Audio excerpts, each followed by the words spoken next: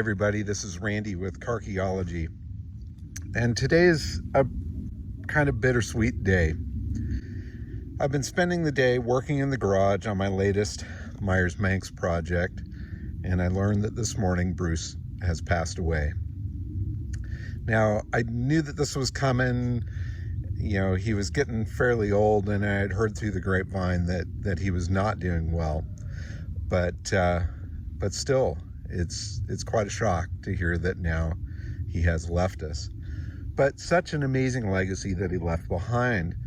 I mean, this is a guy that started out from very humble beginnings, had a fascinating life, started out building a car just purely for giggles, and it turned into an absolute icon. And I'm super, super pleased that later in life, he has received the accolades and the pats on the back that he so desperately deserved. I mean, Old Red, the first Manx Buggy was inducted to the Historical Vehicle Association as one of the most important cars in America. That's kind of the automotive equivalent of a Smithsonian prize of some sort. I mean, the car sat on the mall at Washington, D.C., and that's awesome. He's appeared on Jay Leno's show. He's appeared in a variety of other articles and things like that. Later in life, he really was enjoying the fruits of his early labors. And there was a time where he didn't.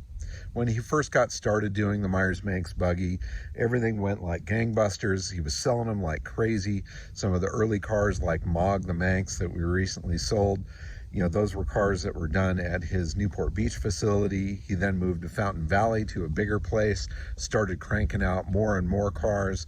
And in 1971, everything kind of fell apart. People had stolen his idea, had started cranking out more and more buggies that were very similar to his design, some of them exactly like his design. And things just went south. So the company folded up in 1971, and Bruce went away with his tail between his legs and was really frustrated by the whole situation for many, many years. And it wasn't until much later when the owner of the magazine Super VW in France, Jackie Morel, contacted Bruce and invited him to come to France along with his wife for a buggy show that was happening there. And so he went to France with his wife, had a phenomenal time there, and Jackie really told him how important what he's done was to everybody. They celebrated him like a hero there at that event, and that really turned the tide for Bruce and the Meyers Manx legacy. He started to really embrace the fact that he had done something really cool. The Manx Club became a very active thing, and he and Winnie were at every possible event. We'd see him at shows all over the place. The Manx Club would come and set up a bunch of their cars. Bruce would be there. He'd sign autographs. He'd sell books. He'd sit and chat with you for a long time, and truly, he was just one of the nicest guys you'd ever possibly meet. And as he started getting a bit older, things started slowing down a bit, but still, as early as, a few years ago, he was still at these Meyers Manx Club events. I've got one of the Manx Club issues that I read from just 5 years ago, that celebrating his 90th birthday. And I just read that article yesterday, and to hear him speak about his life and what an amazing ride it's been, and to feel the love from all of the fans of the Meyers Manx, so humble, so gracious, and so much love coming out of that man.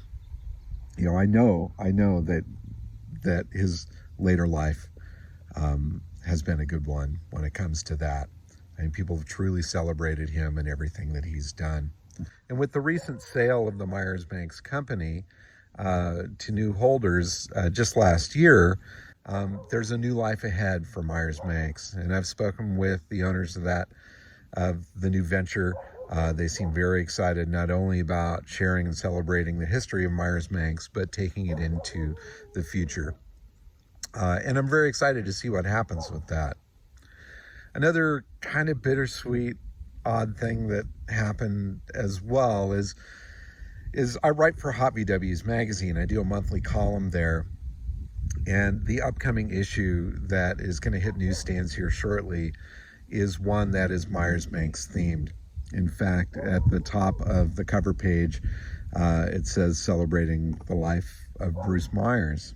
And within are features on Mog the Manx, the green Manx that we just recently sold at auction, as well as Old Red, the very first Meyers Manx, and Goldie as well, which is one of the off-road historic Manxes. So these three historic Meyers Manx cars will be together in this issue, along with the story of Bruce in his life. And yesterday, the editor of the magazine brought issues of the magazine to Bruce and his wife and dropped them off. And he and I had a conversation afterwards, the editor that is, that, you know, it was really a neat thing to drop off there and bring that magazine and to share the story of what Mog did at auction with everything going on there. They were not aware of what had happened with that sale. And when Shin had told Winnie what the car had sold for, she was absolutely flabbergasted. So, I mean, interesting end to a spectacular life. A fantastic guy. I urge you all to read up on him. There are some great books that he has written. There's some wonderful articles and videos out there about him. His life is one that we should all try to measure up to. Forever young, Bruce Meyers. So this has been my hidden project now for a little bit. I've not shared any videos of this particular car yet. I really wanted to wait until I got it done. And I'm like 99.9% finished with it. I've been working on it all day. I stopped for a minute to check emails and such and learned the news that Bruce had passed. And I don't know, it's hard to describe the feeling there. I don't want to get all crazy emotional or anything, but you know, I've been thinking about him all day, knowing that the magazine article is coming up, knowing that the issue of the magazine has been dropped off to him as well, and then just working with this amazing buggy today has been really super fun. And so it's a little premature. I've got a couple more little details to post on this particular car. I've got a rear bumper to put on it, a couple of other little details, but this is a genuine Meyers Manx. This is a 1968 body car. It is on the registry. It's got the proper tags down here.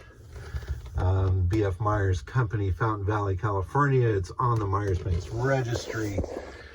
Bruce the man has signed it here on the dash. And it's a fantastic little vintage piece.